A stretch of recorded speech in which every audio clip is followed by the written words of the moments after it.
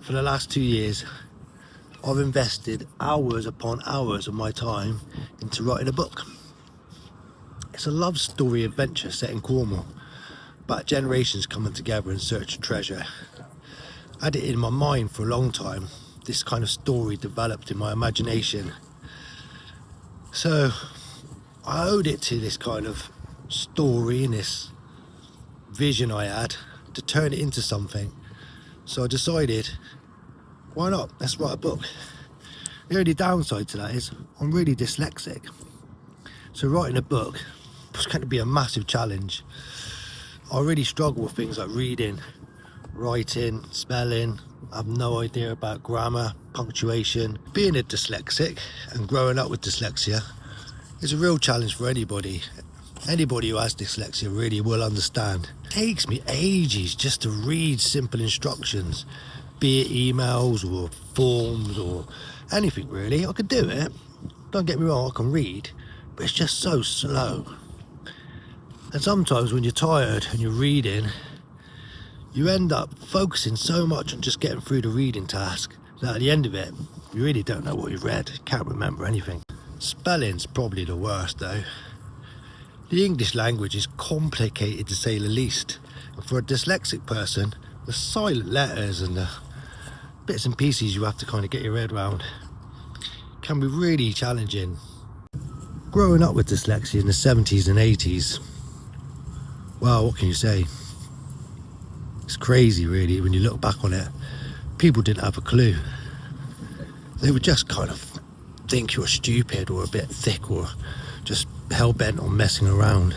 I used to dread it, going into school and just fingers crossed that in a classroom nobody would ever ask you to stand up in front of the group and read something. Oh my god, I must have spent all my time sat in a class just panicking, thinking don't choose me. I guess the problem with dyslexia really ultimately is that it stays with you, it doesn't go away. It's not healable, you can't mend it, you can't fix it, you just learn to live with it, you learn to cope with it. You create strategies and you hope that those strategies will do you well through life, trying to kind of guide you through all the different aspects you need kind of the fundamentals for, you know, filling out forms, writing letters, emails, you know, the list is endless really. Problem is with dyslexia as well is that you often feel like you just aren't good enough. You are. Everybody is good enough at something and everybody's good at different things.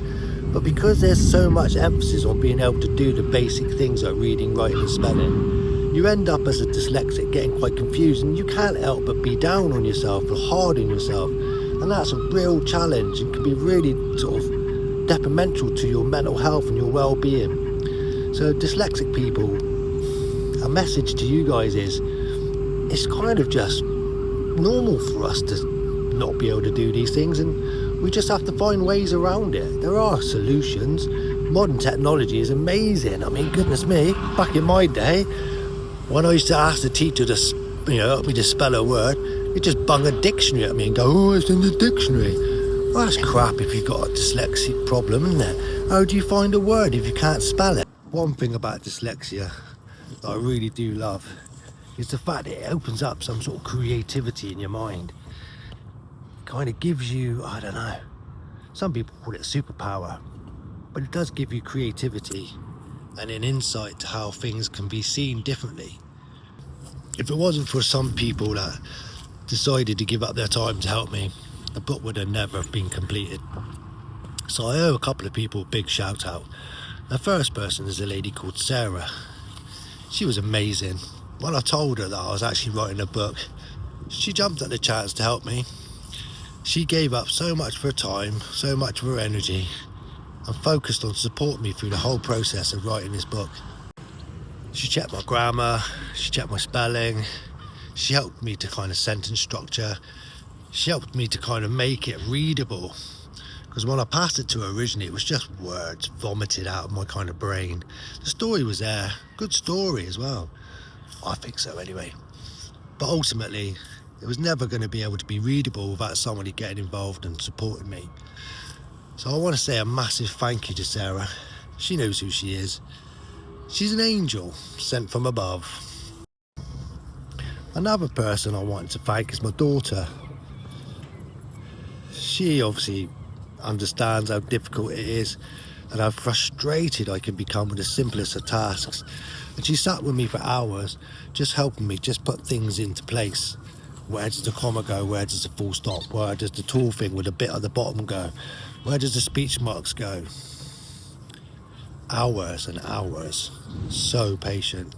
So yeah, Lydia, owe you massively. And then another person I think that does deserve a massive shout out is my wife, Linda. She lost me for a couple of years writing this book. And to be honest with you, she never once doubted me. She never once said, you're not going to be able to do this. She never once kind of gave up on me, really. And she listened to me going over and over and over it, asking her how to spell the simplest of words. So Linda, you're another angel sent from above. Couldn't have done it without you.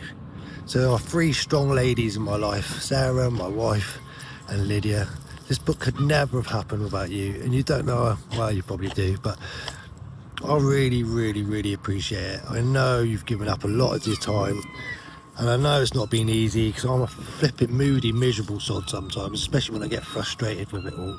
So I just want to say a massive thank you to you guys. So now it's completed, what do you do with it? I feel like I'm a bit of an imposter syndrome character at the moment, and I'm wondering whether I've got the kind of confidence to publish it. But I'm going to. I haven't got this far not to. I owe it to myself, really. And I owe it to the people that have been involved. So yeah, I'm going to get it published. And what I'm trying to do is inspire other people just to do things that make them feel uncomfortable. And if it's kind of possible, I guess. So if you want to do something, maybe just go ahead and do it. So the name of the book is called The Story of Hope. And it's a love story, adventure, based in Cornwall. And it's about how friends, young and old, come together in search of treasure.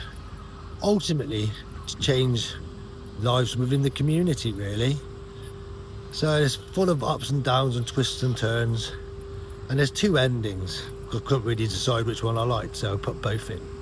So the reader can choose to have what ending they want or read both. Why don't you read both? That's brilliant.